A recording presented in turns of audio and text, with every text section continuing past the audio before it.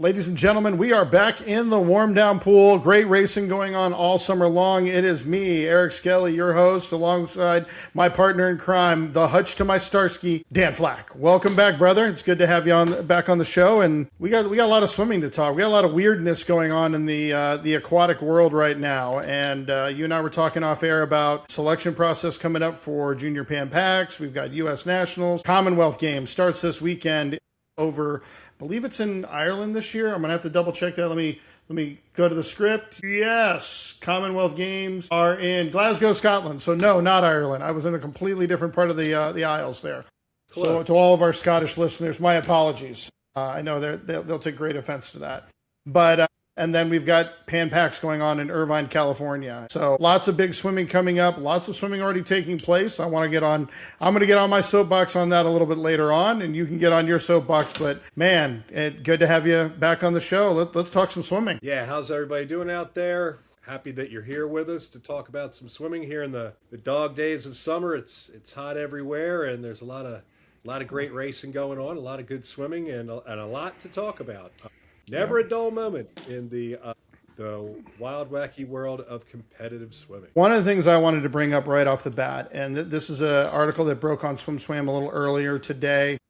Division II, NCAA Division II is adopting, or let me pull it up here, D2 management legislation recommends adopting age-based eligibility model for 26-27. So they are looking right now of implementing the 5-for-5 model that the NCAA Division I has in place already for this year. This was a talking point with Division II over a year ago. They were the first ones to bring this up. The second group that was talking about it vocally and didn't hide it was the NAIA. I was a part of an NAIA institution, as everybody's well aware, before this.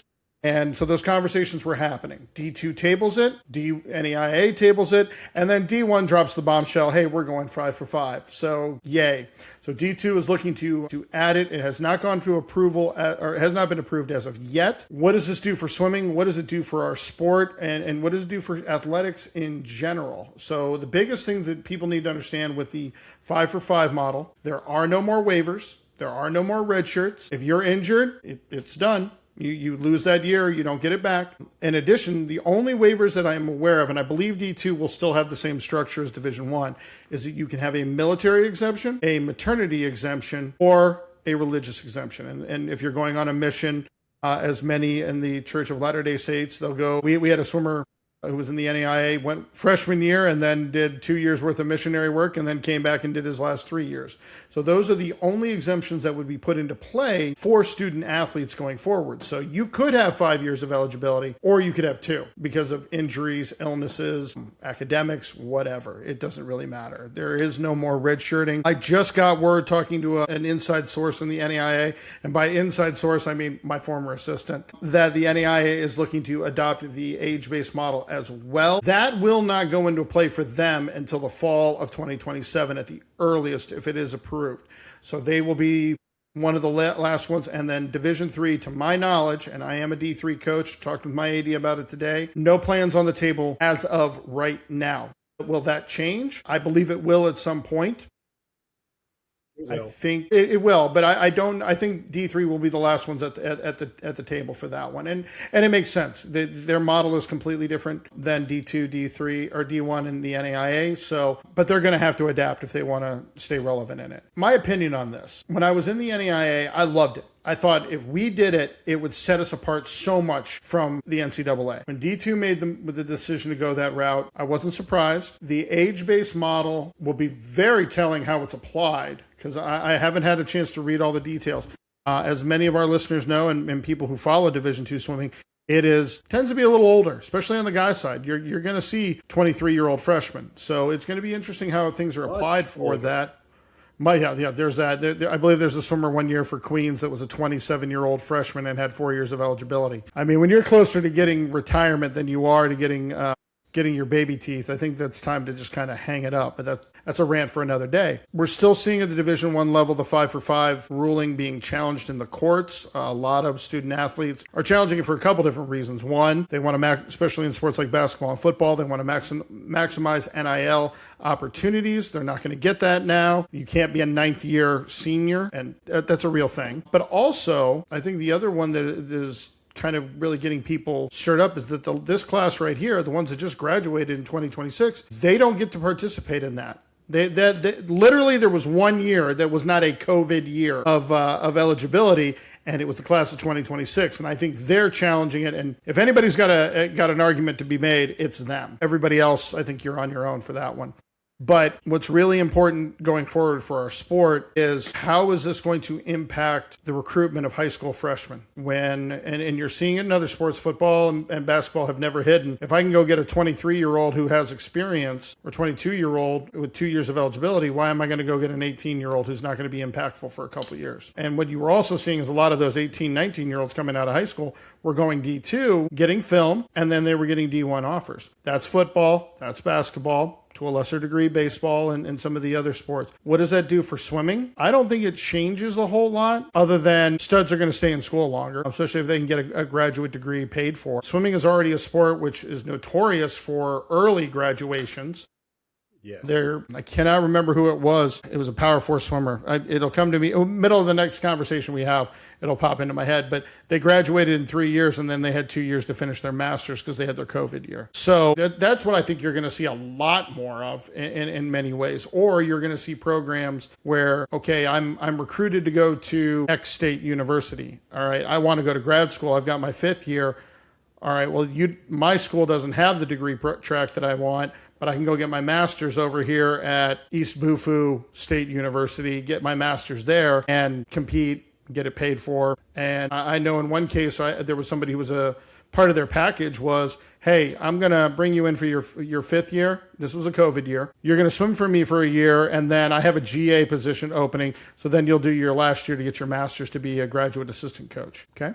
Not a bad deal if you can get it. I think that's what's going to happen with the 5-for-5. If your school does not have a graduate program, mine does not. I shouldn't say that. We do, but it's very limited compared to some other schools. I'm not going to attract that 5th year. But what I am going to be able to do is develop talent and call up just down the road. And maybe UIC likes one of my butterflyers. Hey, you got this grad program, I can help you get there. So it's a unique opportunity. I don't know how I feel about the 5-for-5.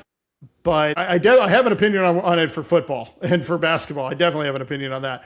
But for swimming, I don't know that it moves the needle necessarily that much.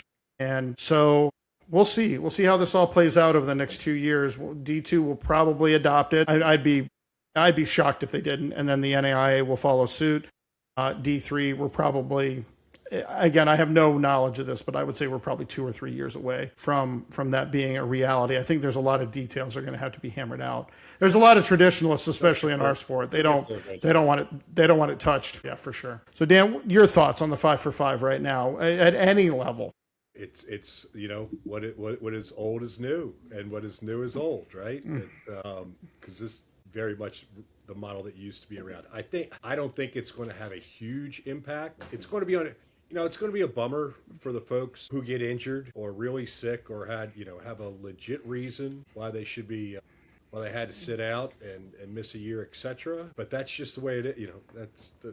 That's the way it is. I don't think it's going to have a huge. I think it's going, like we were talking about before. I think it's going to be impact on D2 because you won't have a lot of those older, quite frankly, foreign student athletes participating. And I think it's important, if you've never really watched the results and seen the results from Division II NCAAs, there's not a lot of John Smiths in your heat sheet. There's some very interesting last names from people from all over the world on every school, a whole lot of them. And they're fast swimmers, they're good. The finals of D2, there's legit swimming going on. So, but I don't think it's going to have any kind of crippling impact for anybody in swimming. I'll agree with that. I think, will it stretch out some careers for graduate opportunities? Yeah, I've already stated that's going to happen. My concern with the 5-for-5 right now is more towards the Division I level, specifically the Power Four. There's already roster limitations, especially the SEC is the most crippling with a max roster of 22. The rest of the conferences are sitting at 30. There are rumors and innuendo, if you believe it, that at least one of the other three conferences is talking about dropping the roster maximums down to 25 each. That's going to kill some opportunity. That's going to kill some opportunities for high school kids coming out because the transfer portal is going to be more of a necessity in the recruiting. And I've talked to Division I coaches, and one of them in a Power Four, and they have an assistant coach. Their whole job is the portal. The moment it opens, your job is to identify who can help us and how can we bring them in, and kicking over every rock possible to get contact information and working the phones to hear, hey, so-and-so is going to get cut because of roster maximums. How do we take advantage and get this person in here as soon as possible? So I worry about how, especially at that level, there's already a bit of a crisis on the men's side, worrying about opportunities. Now you're going to see the trickle down from that and the 5-for-5 playing a role in limiting opportunities for Olympic sports. There's other things that make me more nervous about limiting opportunities. None of those are coming to the forefront yet, but football and basketball football makes all the decisions. And anybody who sits there and says football and basketball both collectively, no, it's 100% football at that level. And more specifically, it's the Big Ten and the SEC that are making a lot of those decisions. Although it sounds like the ACC and the Big 12 are starting to push back and basically saying, yeah, go ahead, go do your own thing. What are you going to do with your other sports? And they don't have an answer for that. So they've kind of called some bluffs on it. But I worry about the opportunities that are out there for student athletes. Do I think there's a potential of growth at the other divisions because of that? Yeah, but this is not a situation where a rising tide raises all boats. We're not. It's not there. So I don't know. And I think that with this eligibility model is the question I have is what's next? I mean, what is next? And I don't know. I wish I had an answer. I really do. All I can hope is that the advocates for our sport, the CSCA being the most notable, the American Swimming Coaches Association, USA Swimming, the advocates for our sport are there fighting for collegiate swimming. And I think that in conversations that I've had with people in all three organizations, they all recognize that we're at a crossroads right now. I think USA Swimming, I think was the last one to the dance on that one, but I think even they realize. And when you have a guy like Joel Schinnefeld, who's on staff at USA Swimming, who was the CSCA executive director, was a coach at a Division III school, Washington and Lee, and was very successful. When you got a guy like Joel on the inside, he's going to be our biggest advocate and fight for collegiate swimming. I wish I had inside information to say that that's exactly what Joel's doing, but I don't. I'm hoping and having had good conversations with him in the past, I think that's what his role is right now, especially working with Sam Barney and Jennifer at ASCA. I think those three organizations and the Professional Diving Coaches of America, that's another organization that's really, they're a bigger advocacy group. Unfortunately, they're the smallest one because diving is probably more at risk than swimming is right now. So we've all got to be on the same page to continue the growth of swimming. Moving on in our conversations, and I just really read this article. I'm bringing it up right now and taking a look. Gary Hall Jr. brings sports betting to swimming with Anchor Line Sports because nothing bad has ever happened with sports betting involved in our sports. Notre Dame. Sorry, that was mean but accurate. I don't even know where to begin with this, Dan. Like, really? I'll give you the headline. Anchorline Sports, the first sports betting data and analytics platform purpose-built for Olympic-adjacent sports, today announced an exclusive partnership with Alt Sports Data, the leader in comprehensive sports betting data and fan engagement solutions for alternative and emerging sports. Under the agreement, Alt Sports Data will serve as the official and exclusive global betting and distribution partner for Anchorline Sports, delivering regulated real-time odds, pricing, data, and for Olympic category sports to licensed sportsbook operators worldwide. So you got $100 you want to throw on Gretchen Walsh breaking the world record in the 100 butterfly? You're going to get crappy odds. There's no question about that. But yeah, it's sports betting, legal sports betting on Olympic sports.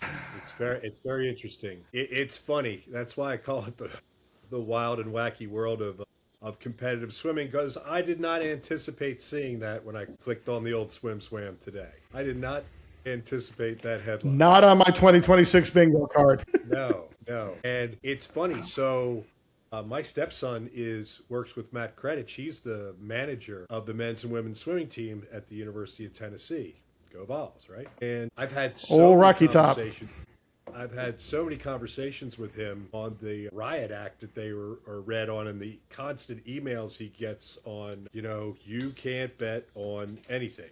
Even if you're a manager, you cannot. Right. And now it's literally like the sport. And the first thing I thought of almost was kind of, because back in my youth, I was known to put $1 or $2 on a sporting event here and there. I was like, wow, swimming would be the easiest sport in the history of mankind to skew the results on, because when in a sport where if you beat somebody by 0.7 of a second, you kick their ass, it wouldn't be too tough, and wild stuff happens. And yeah, this has potential for scandal. I think it's going to be very interesting how it turns out.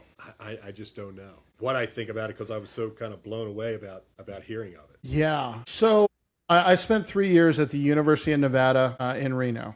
Pack win. Loved my time out in Reno, but Reno is in the state of Nevada, and you couldn't, if I wanted to go to dinner at the Grand Sierra Hotel and Casino, there were 2 restaurants I couldn't go in because I had to walk through the sports book. And if there was any school, UNLV was the other one, that got hammered with sports betting information and all that stuff, it was us.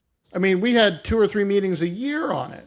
We had to watch the same video every year on it. The poker room at the Atlantis, I had to go the roundabout way if I wanted to go play poker. I could do poker, I could do blackjack, I could do that stuff. Couldn't do sports betting because to go to the poker room the other way, you had to cut through the sports book, and they didn't even want to take a chance that I'd end up on a camera walking through. And that's fair. And as somebody who has a highly addictive personality, which I do, my family addiction is a thing. I love poker. I love blackjack.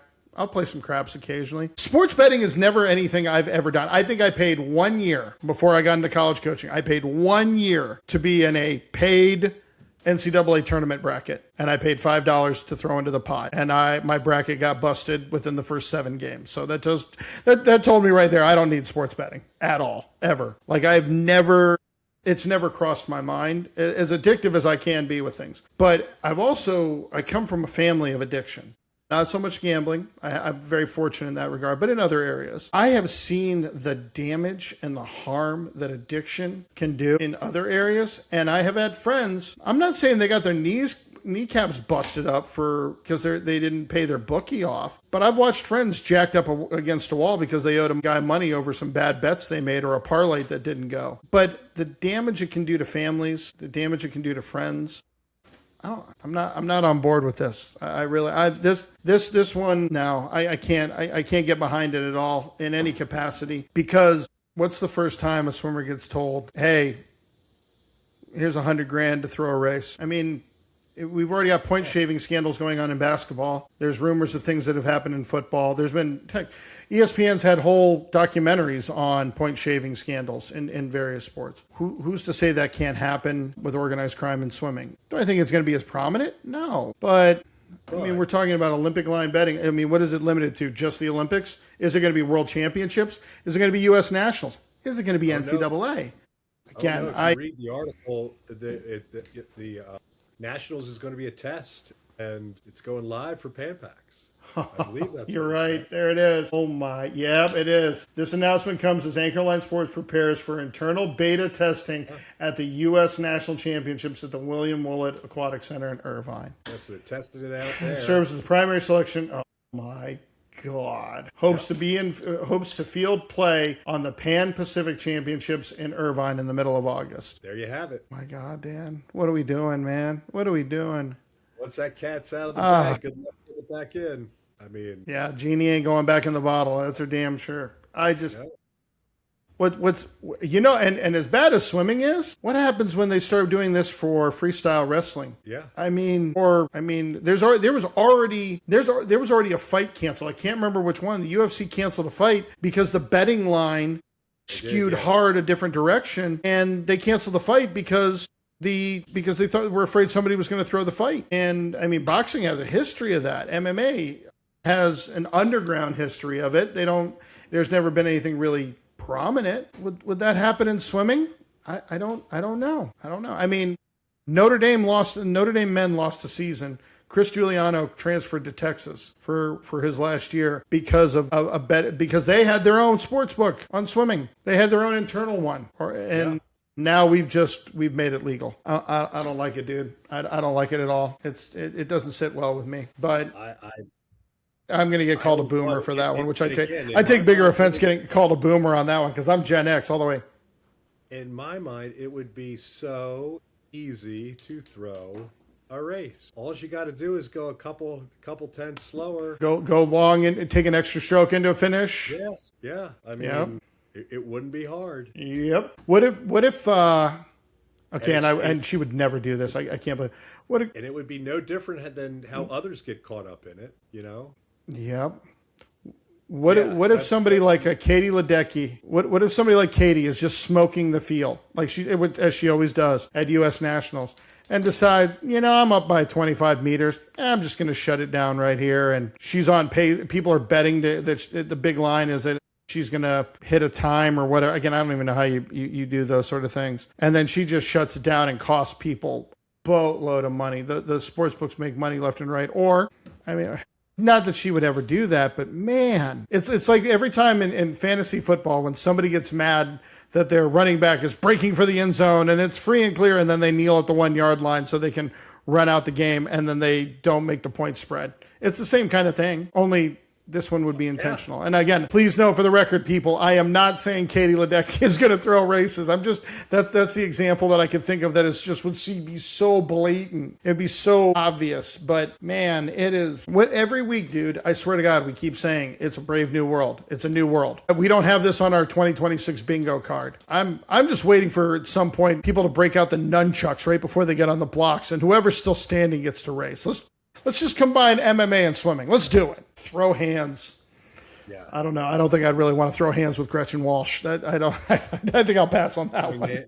Somebody pulls a Galooly and whacks it the swimming version of Nancy Kerrigan right behind the block. Yep. And first, I don't know. Quickly, who needs ChatGPT when I have my stepson, who is you name it, knows everything about MMA. He's the same one who works with Matt Kredich. And apparently that fight was between Isaac Dolgarian and Vladimir Deval. And he knew it. The fight happened. The line moved from 250 to 154 when they caught wind of it. And they called the fight off. Yeah. Jeez. So. Yep. And they had to pull the fight. There's no way around that. You have to do that in that scenario. Wow.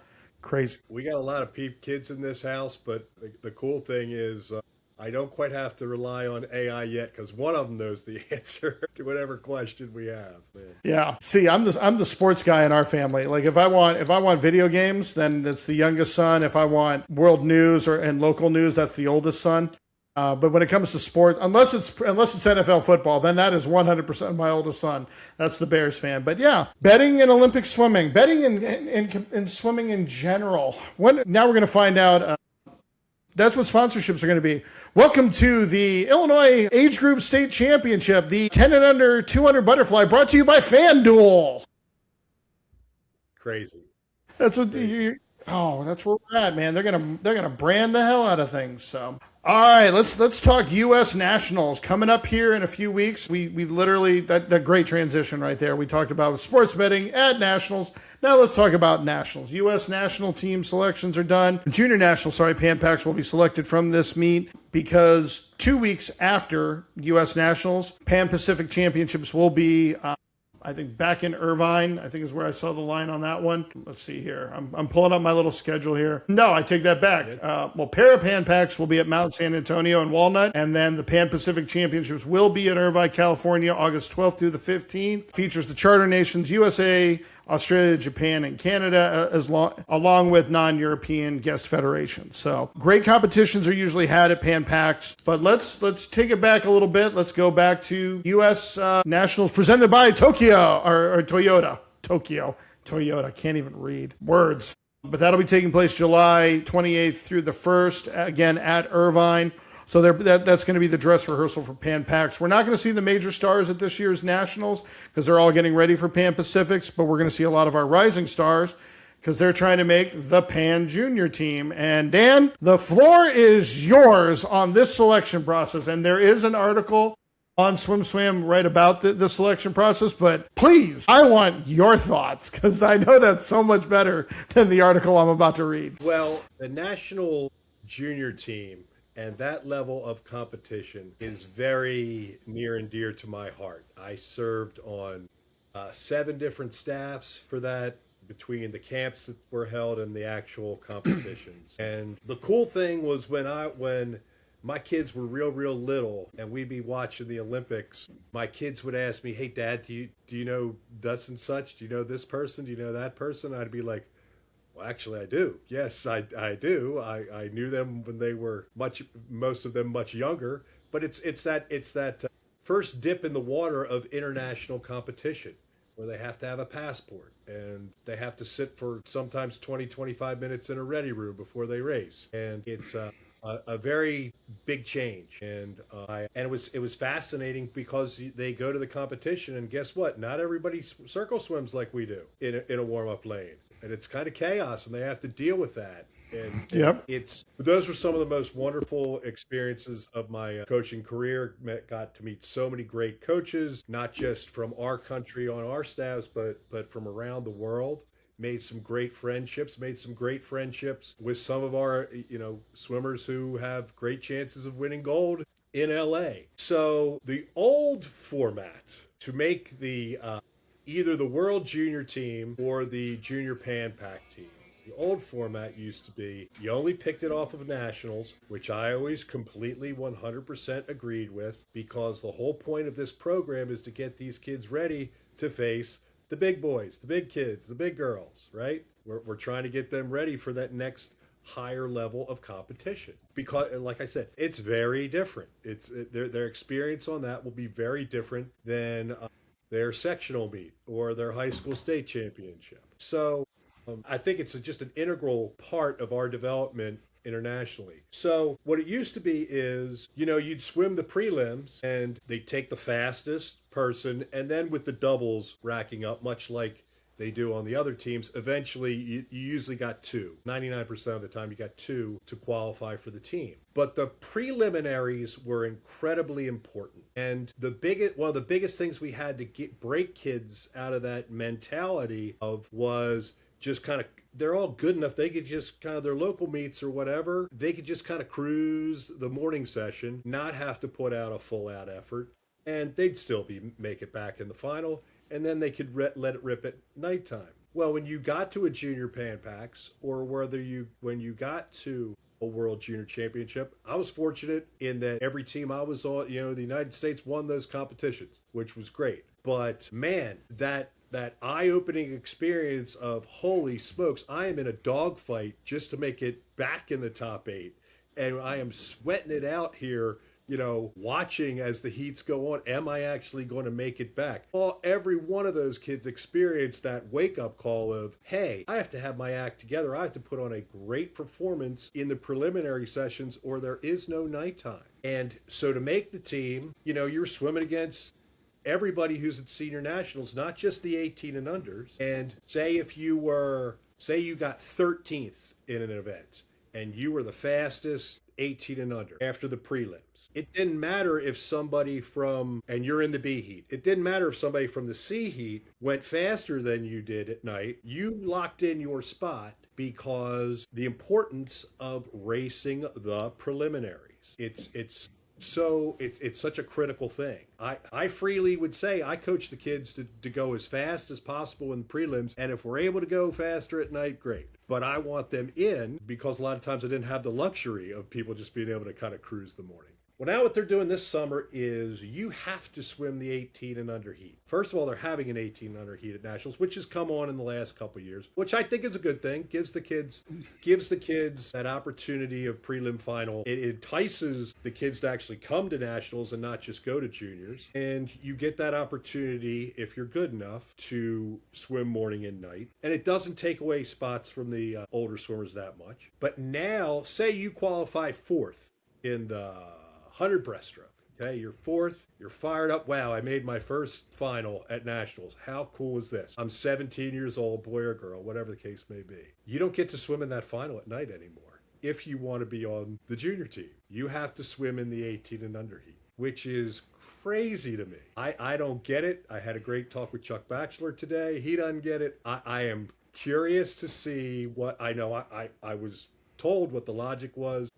I don't buy it. I don't buy it one bit. And I think the value of those kids having to really grit their teeth and race their asses off in the morning to make it back. Because it was brought up to me by Chuck. He's like, there could easily be, some events where there are only 8 kids who are old enough, so they can swim slow in the morning anyway, still make it back, be in lane 1, win the 1800 heat at night, and they're in, and they haven't learned any lesson, So I don't know. Maybe it's just me, and I'm the old guy yelling at the clouds. I do that sometimes, but I think it's a foolish move, and I don't see where it's really helping develop and what the point of the junior program is, getting them ready and exposure to international competition the way it's going to be when ideally they get there. So there's my rant. I could go on.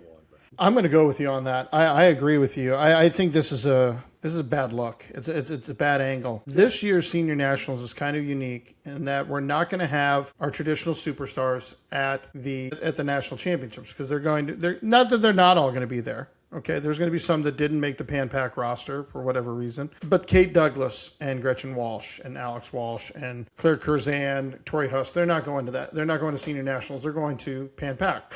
That's their focus. So this meet in particular is a great opportunity for the 18-year-olds to shine. And what about this scenario? And I don't know if she's on the roster. I haven't looked. You have Riley Ayersman, one of the elite, and Audrey Devereaux. These are the two of the elite 18 and unders that we have right now. If they're at Pan Pacs, does that mean they're not even getting a chance to make the junior Pan Pac roster? Okay, that's fine. All right, maybe that they don't want to do that. That's perfect. That's up to them. I'm not going to argue that. But if we're going to start adopting this model of putting 18 and unders to do our junior selection process for junior worlds and stuff like that down the line, I think we're on the edge of a precipice here, and it's going to set a precedent that is not good. And might as well just I was a huge agreed, which I was always against. 100% agree. I was a huge advocate years ago at the LSC level. Indiana was one of the first states that I ever got to see it at. At the LSC, the senior, before we had 90,000 summer meets, which that's another rant for a different day. You had my club days, you had senior state, you had junior nationals, you had senior nationals. There were no other meets. Junior nationals went away towards the end of my career in Decatur and when I moved over to Sugar Creek in Crawfordsville, Indiana. So sectionals came into the play. But the difference between LSC championships and sectionals wasn't that much at that point. Futures did not exist. Junior nationals had been taken away. And that's when NCSA became a thing. And then ISCA came along later. YMCA Nationals was its own entity. It had been for years. It's still going strong. Love YNAT's amazing meet. But in the summer, you would see in Indiana, IU, Purdue, Irish Aquatics, which were all the Notre Dame kids just attached to the club team there. To a lesser degree, IUPUI, now is known as IU Indianapolis. Ball State, again, they were usually with Cardinal Aquatics. So those all college kids would descend on the state championships. If you were a high school kid, man, you weren't making C finals. So they created the D final for 18 and unders. I was a huge advocate for that, but it was only for the summer. It didn't exist during the school year or during the short course season. But that was to give opportunities for night swims for 18 and unders when they weren't getting it. Now you're telling an 18 and under, hey, you're fast enough to swim with the big dogs. But we need you over here because otherwise you don't get to be on that team.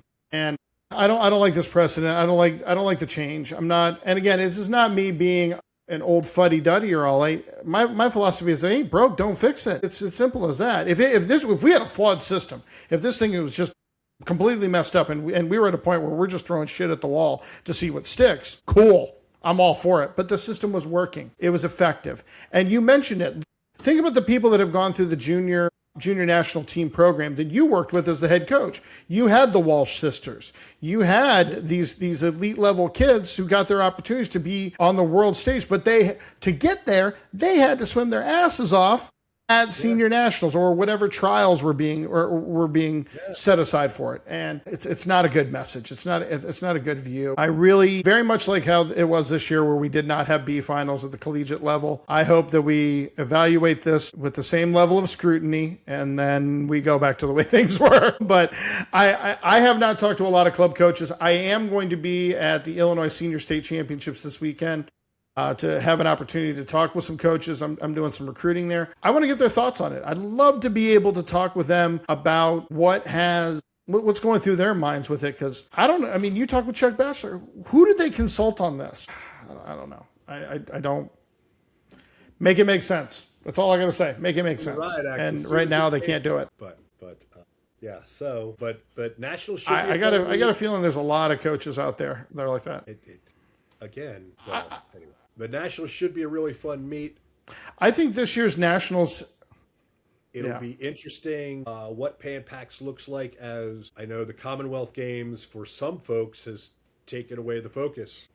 Josh Leendo didn't do trials for Canada because his focus was Commonwealth. It'll be interesting what that impact is on Pan Pacs. And the wild thing about Pan Pacs is, and I think it's wild awesome, but you make the team an event, you can kind of swim whatever you want at the actual meet.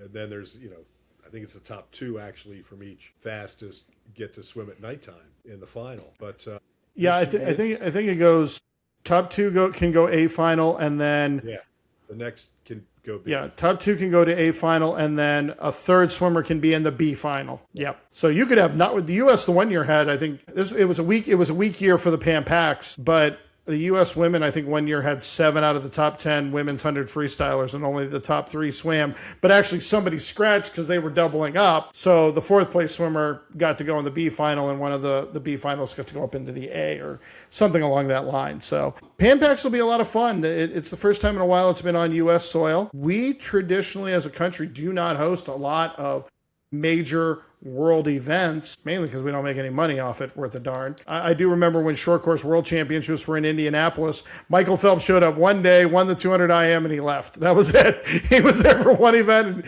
and tapped out. I don't know the last time that we've hosted, I'll have to look that up, hosted at world championships. Pan Pacs, it's supposed to rotate between sites, but traditionally, they've usually kept the Pan Pacs on the West Coast.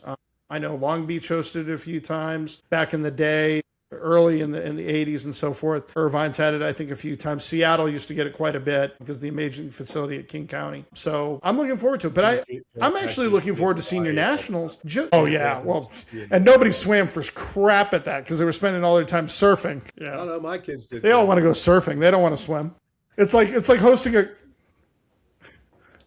It's like hosting a coaches convention in Vegas. It's a great idea, but we're not going to any of the speakers. I'm actually excited about senior nationals, or U.S. nationals, as we call it now, because you're not going to have the bigger names there. So this is an opportunity for some younger talent. I mean, and by younger, I'm not just talking about the juniors, the 18 and unders. I'm talking about 19, 20, 21s. They have a chance to shine. They have a chance to have the spotlight on them. And and with world championships next, I think we got regular world championships next year, and then the games are the year after that. We're 2 years out from our next Olympic Games, so this is definitely a fun time for the sport. But so I want to wrap up a little bit here talking about recruiting and where I've been I've been all over the place. If you follow me on Instagram, and it's Coach Skelly LFC at Instagram. I created that just for here. I got told I got to market my brand better. That's what my son told me. I'm like, thanks. Like, I'm terrible at social media. A couple things that I've noticed about on the road recruiting. Number one, fast swimming can happen anywhere. It doesn't have to be at a national championship. I mean, there were some lights out swims at sectionals in both Westmont. Dare Rose had a great 100 butterfly up there. Swam for Cal, but was representing Scarlet Aquatics back in Jersey, where he's from. I watched Erica Brown just annihilate people at sectionals in Columbus. She represents University of Tennessee and TNAC, Tennessee Aquatics. I know there's some great swims at the Columbia sectionals. So fast swimming is happening all over the place. It's not just going to be at our national championships. But here's a small rant. Lots of fast swimming in Austin. I want to save this topic as a whole for later. Yeah, definitely some great swimming down there. And we obviously we have futures coming up in a couple weeks. But that speaks to a bigger problem I think we have here in USA Swimming. We have too many damn championship meets, and I put that in air quotes. Agreed. I mentioned it earlier. When I first started coaching, you had state and talking with coaches, they're exhausted. Like, I mean, I had a friend of mine, Eric Meyer, head coach at Zionsville Swim Club in Zionsville, Indiana. Eric's a great guy, has had a lot of success there. I'm up in the stands recruiting at Indiana Senior State. I had just come from Columbus. So you got sectionals going on, you got LSC championships going on. I pop in there. My assistant was there recruiting, and I just text Eric, hey, it's the end of the meet. It's finals on Sunday night. And I go, hey, I'd love to catch up with you. He goes like, dude, I got to get on the road. I got to be back here on Wednesday for NCSAs. And I'm looking at my watch going, it's Tuesday. He's literally got a meet starting again tomorrow. And then Illinois Senior State starts on Thursdays. And there's other LSC championships that are going on at that time. But standing on the deck at Indiana, and this is not a knock against the state of Indiana. Great swimming there. Always has been. Always will be. Their logo is Indiana is swimming. I was there when that came out. And they obviously hosted trials and huge representatives there. But man, that Senior State long course was amazingly fast back in the day. And now I think I lost Dan. No. Well, I'll continue my rant and I'll pick Dan up later. But we're at a point now where coaches are so overstretched, overcommitted to these competitions. We're watering it down to an extent. I think we've got to learn to narrow the focus on this and really emphasize what's important and take the financial burden off of our parents because they're driving everywhere. I mean, I was talking to kids. They had sectionals, then they had futures, they had their LSC championships in there where they were swimming their off events, and then they're trying to make junior nationals. We got to simplify this a little bit more. We've got to bring this all together and ensure that our athletes are not overstretched and that they're enjoying their experience in the summer. So I'm gonna sign off here. I don't know where Dan's at. Unfortunately, he dropped off here. For Eric Skelly, for Dan Flack. Tune in next week. We do have a special guest on next week's show, Mark Bernardino, former head coach at University of Virginia. Amazing career. He's assistant, I think, at Auburn and at NC State. We're getting Mark on the show. We can't wait to talk with him. That man loves swimming. He's forgotten more about swimming than I'll ever know, but they're throwing us out here. They clearly kicked Dan out before I got out of here, but they're kicking us out of the warm-down pool. So for Dan Flack, Eric Skelly signing off. Have a great one, and be safe.